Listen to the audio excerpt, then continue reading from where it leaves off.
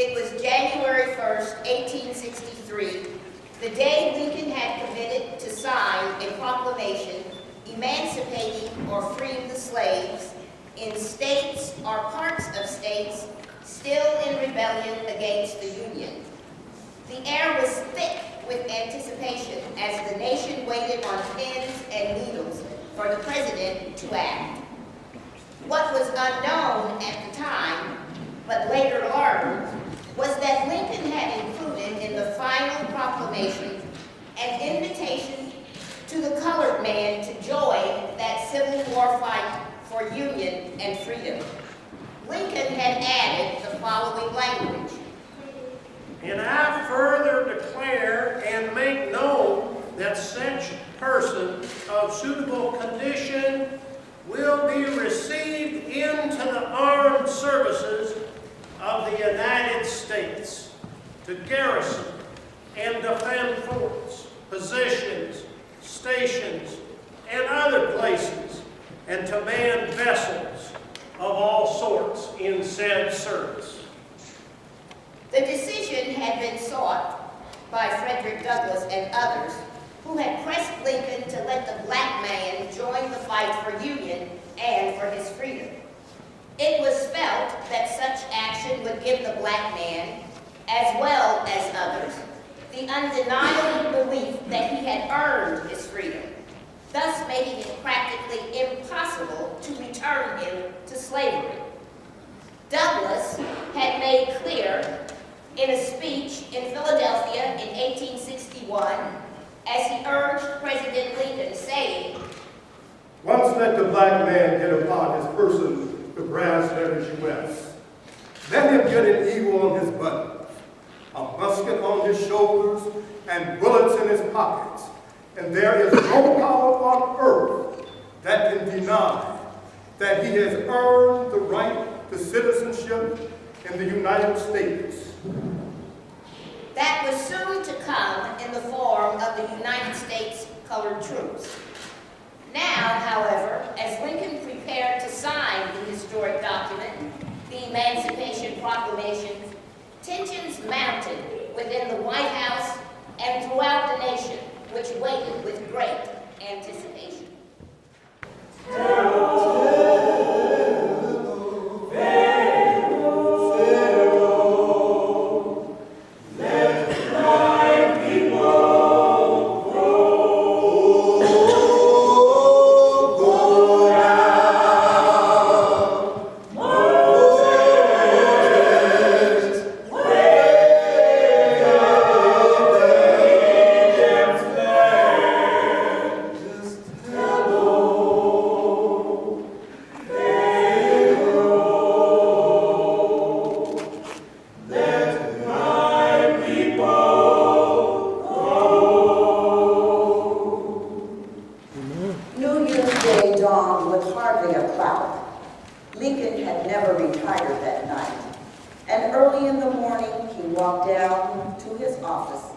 And wrote out his final revision of the Emancipation Proclamation with Chase's closing. A clerk was summoned to take the written draft over to the State Department to be engrossed. Shortly after mid-morning, Secretary of State Seward arrived with the engrossed copy for Lincoln's signature. But there matters stalled. With his lawyer's eye, Lincoln noticed that the closing subscription in the engrossed copy contained an error. It read, "In testimony, whereof I have hereunto set my name and caused the seal of the United States to be affixed." Setting his name to a document in testimony was what he did in the subscription of treaties.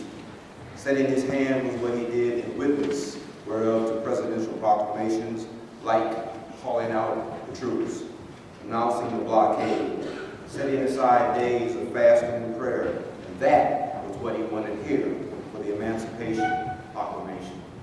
He could not let this error pass, not with this proclamation, which would be scrutinized down to the last syllable like no other document he had written in his life. And so, Seward and the botched copy were sent back to the State Department for a correction.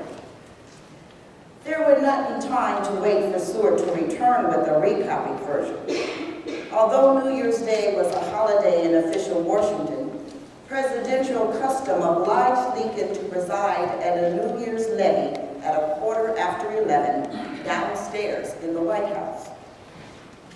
Through it all, the president appeared to be in fine spirits and cracked an occasional joke with some of the more intimate friends. The doors were finally closed at 2 o'clock, and Lincoln went back upstairs. Sometime that afternoon, the two Sewards reappeared with a corrected version of the proclamation and the handwritten draft Lincoln had finished earlier that day. By that time, Lincoln was thoroughly exhausted. I was tired that day. He admitted later to New Jersey Congressman James Scoble, but his determination to finish this work was as high as the heaven. After a moment, he tried again, and again the shaking in his enormous, bony hand made him set the pen on the desk. I could not for a moment control my arm. Lincoln later told his loyal congressional ally, Isaac Arnold, then he remembered that I had been shaking hands for hours with several hundred people. as much to assure himself as a Seward, Lincoln declared that I never in my life felt more certain that I was doing right than I do by signing this paper. The tremor in his hand was not because of doubt or hesitation over the proclamation, but merely because I have been receiving calls and shaking hands till my arm is stiff and numb. But if that explained the meaning of the tremors to his own satisfaction, it might not convince others if the shakiness caused his signature on the proclamation to waver. They will say he had some compunction. But then the iron came back into him. Anyway, it is going to be done.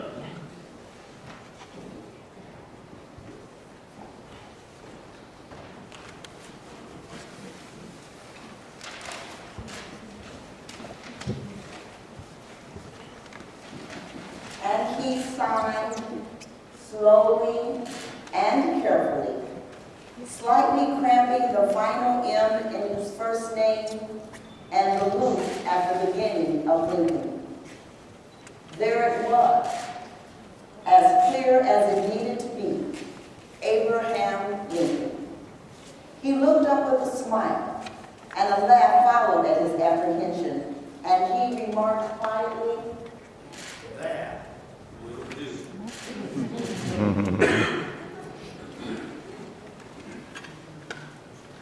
The signature looks a little tremulous. Lincoln admitted to Speaker of the House, Schuyler Colfax, and other friends that night. But not because of any uncertainty or hesitation on my part.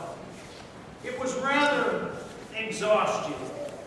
3 hours handshaking is not calculated to improve a man's chirography. the state of his hand, Lincoln said, My resolution was firm. No one word of it I will ever recall. Secretary Seward then signed the Emancipation Proclamation also.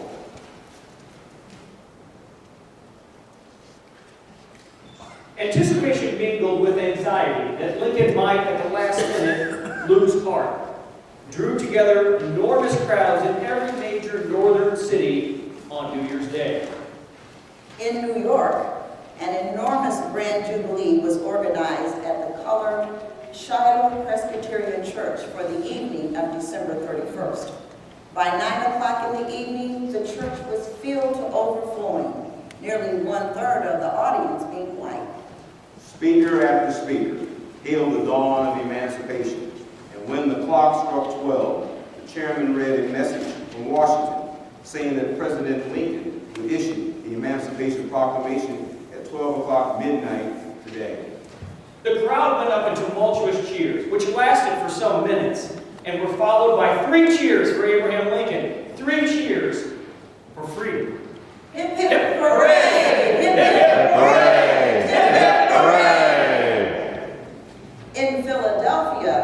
on January the 1st, 1863, New Year's Day. Prayer meetings were held in both morning and afternoon.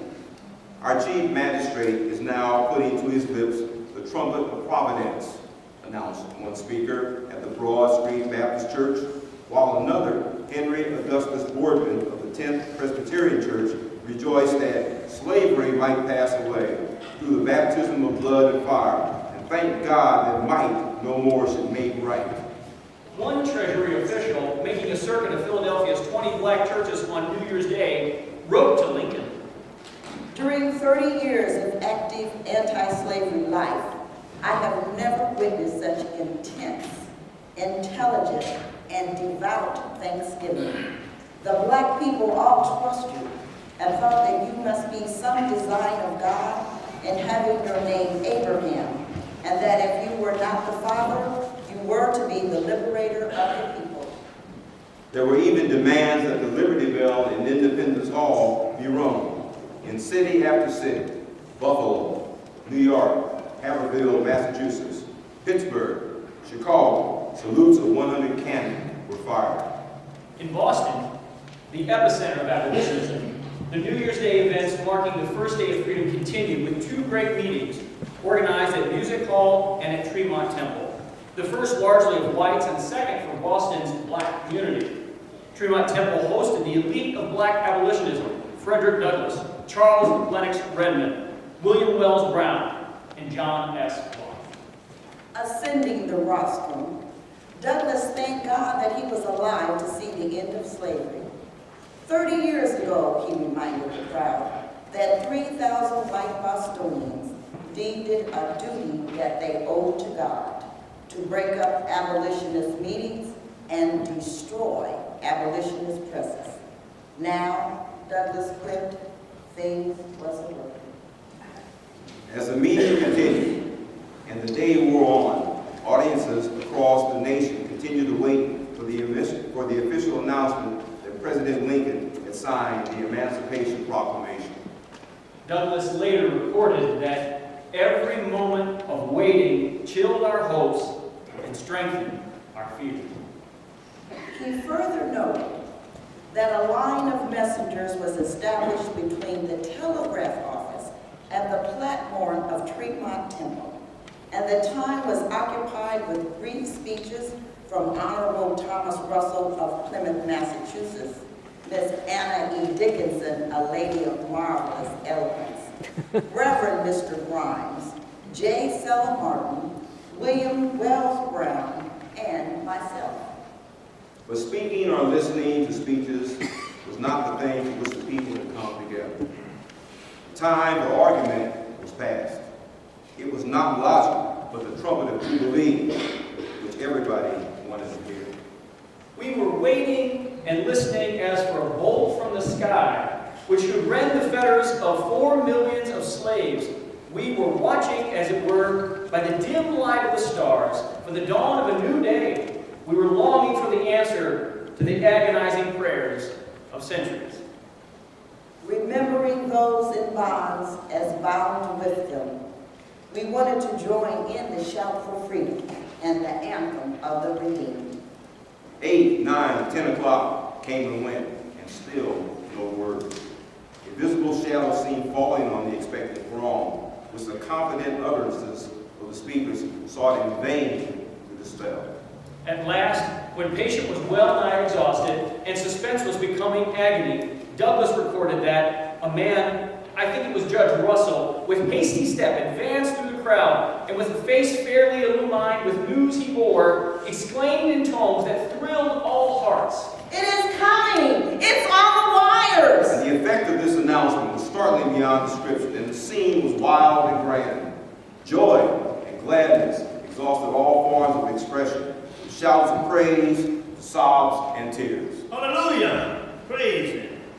My old friend Rue, a colored preacher, a man of wonderful vocal power, expressed the heartfelt emotion of the hour when he led all voices in the anthem, "Sound the loud tremble over Egypt's dark sea. Jehovah hath triumphed, his people are free." And it was not until another 7 speakers had taken their turn at the rostrum that the full text of the proclamation was hurried in to be read.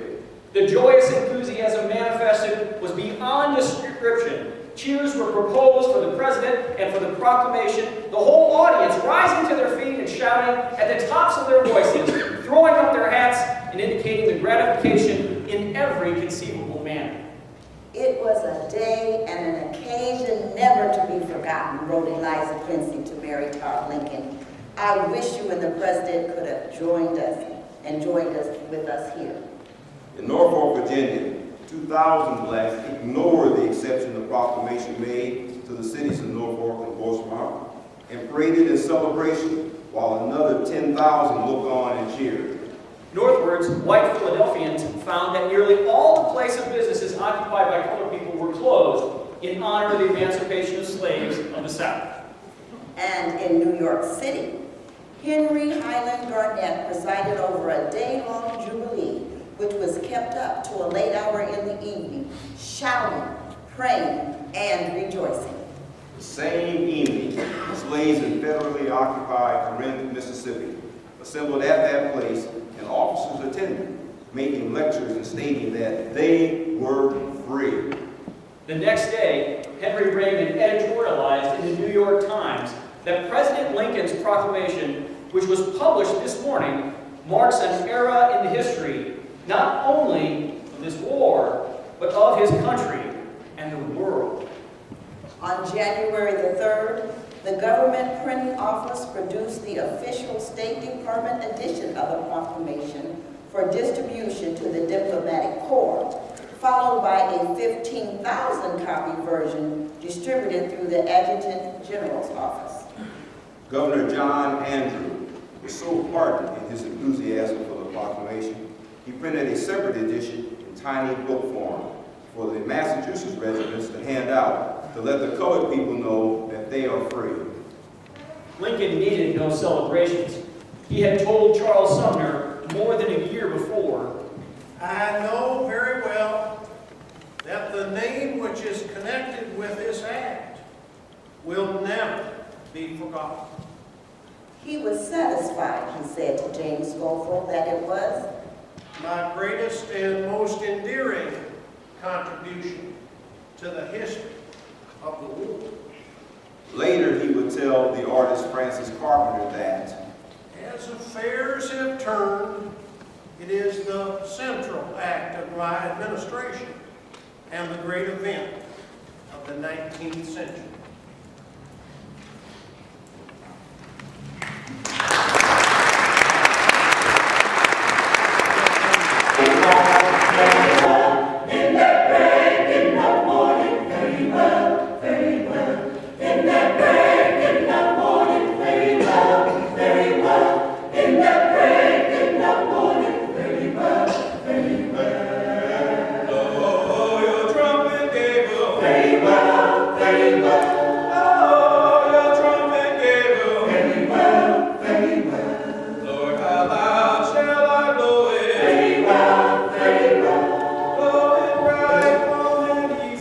Ladies and gentlemen, good morning. I am Frederick Douglas.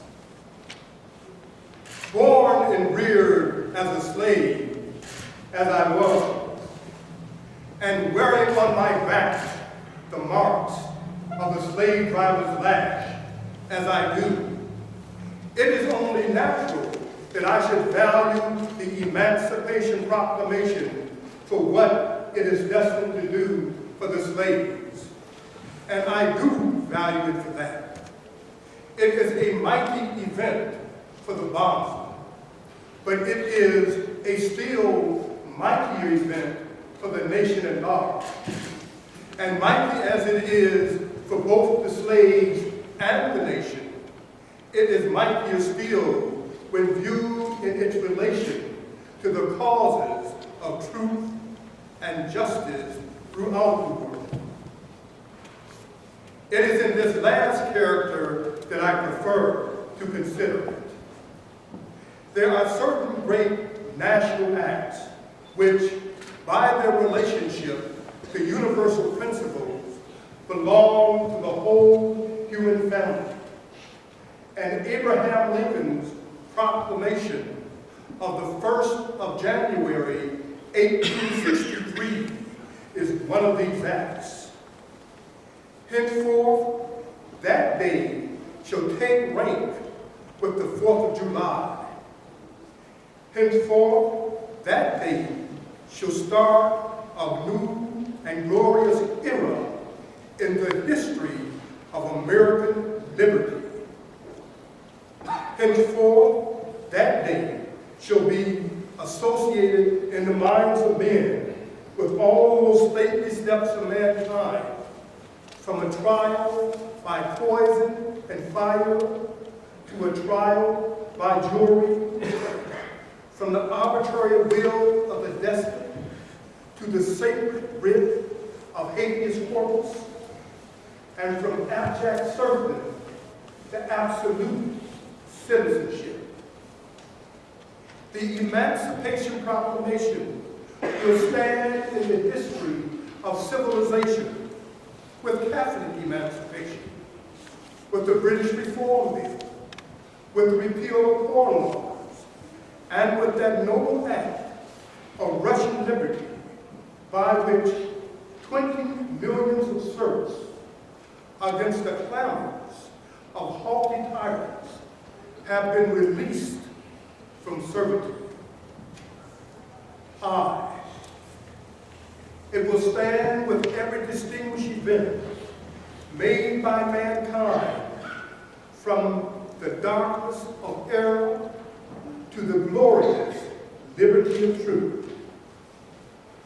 I believe in the millennium, the final perfection of the race, and held this proclamation, though wrung out under the goading lash of stern military necessity, as one of the reasons for the hope that is in it. Men may see the Emancipation Proclamation only as a military necessity. For me, it has a higher significance. It is a grand moral necessity. Thank you.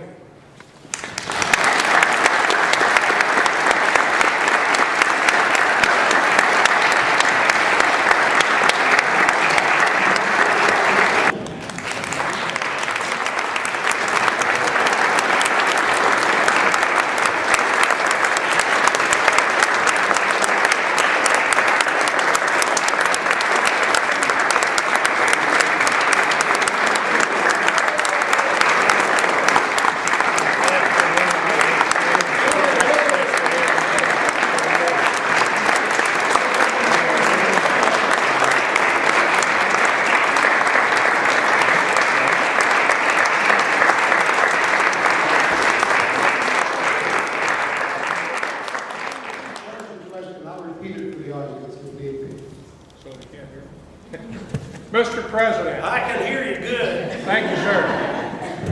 We understand that you were waiting for a great Union victory before you would sign the Emancipation Proclamation. Had we not succeeded at Antietam, when would the proclamation have been signed?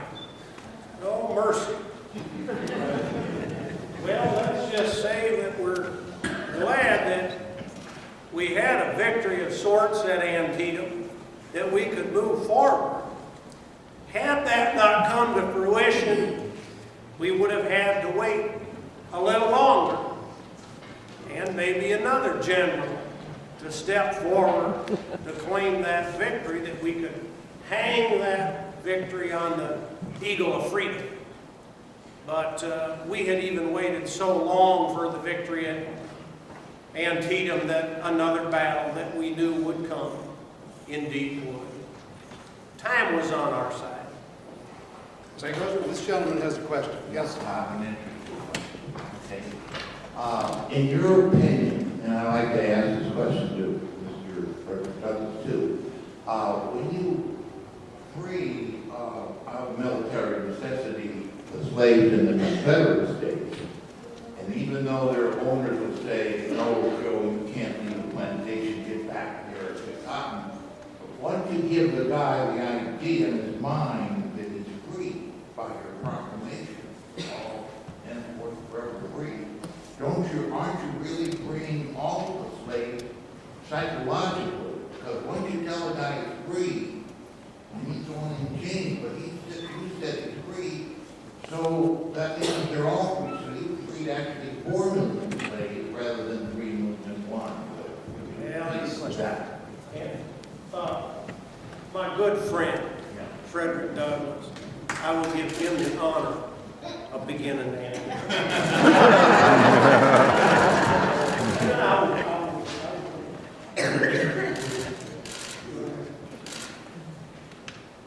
Many folks will tell us that the Emancipation Proclamation didn't free a single slave. But let me tell you what it did. It put that sweet smell of freedom in the air to help offset that stench of slavery.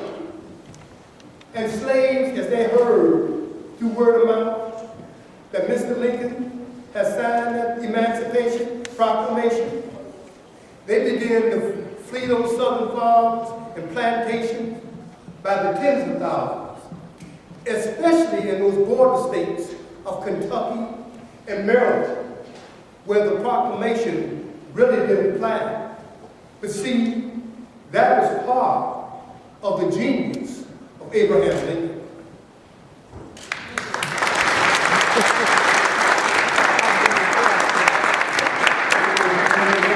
Lady from Kansas, who came here to be with us today.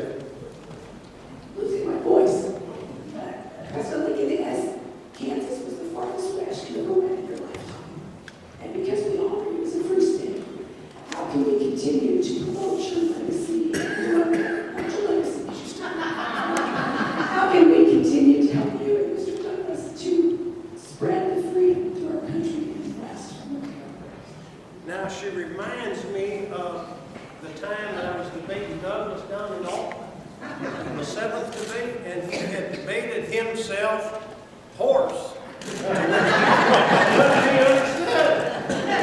And so thank you for bringing that reminder. Now, you brought the little girl with you from Kansas. And so that legacy that you was talking about, I think the fact that you brought her here so she could take this in, and you look around to your left and your right, see the young people that are here taking this in, that's what we need. Okay, President Lincoln, since there are no polls taking back in your day, if it was today, how do you think you would stand with the people? Did you feel more loved or hated? Well, the critics of this were pretty bitey in my day, and I'm thinking there is a time coming where politicians will work together. We will not have the rancor that we've had in Congress these last 4 years, with one side refusing to speak to the other and tying our legislative process in knots. I'm willing to talk to Democrats and have them in the executive mansion, or free soilers, or know-nothings, or old line Whigs. Anybody who loves liberty, we must be in the discussion of our democracy. But there was some hurt by some of the newspapers of the day, criticizing me, Abrahanus Africanus I, even said on the floor of the Congress. But we had a greater purpose, and I think that purpose was solved with that emancipation and with that second inaugural that we can now move forward as a people.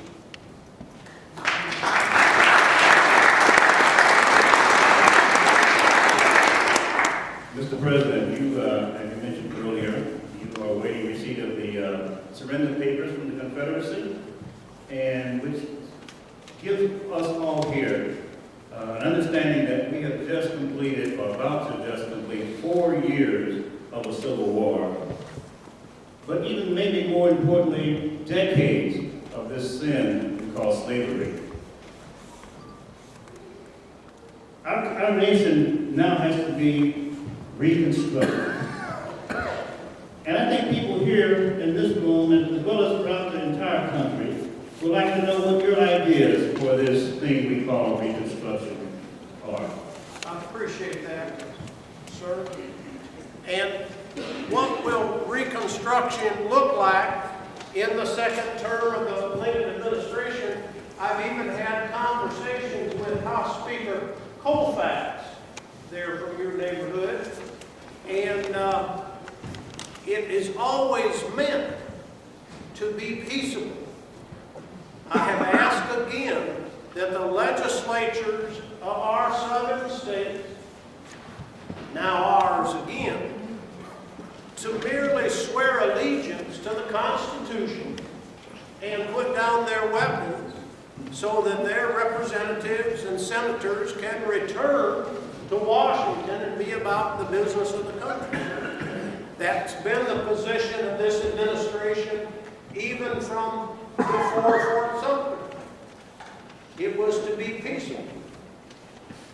Instructions to Ulysses Grant have been that in this unconditional surrender, that the horses and weapons of our dissatisfied Southern brethren be left in their possession.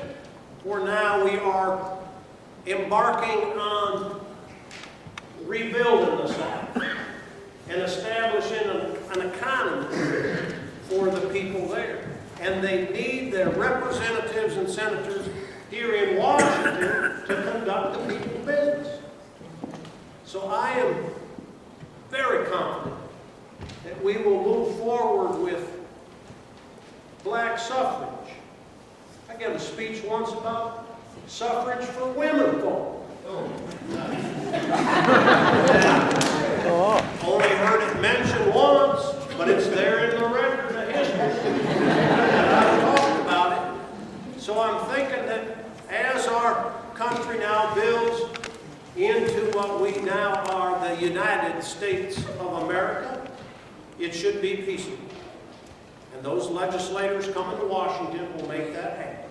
And we will see a nice, smooth transition into a peacetime economy in 1866.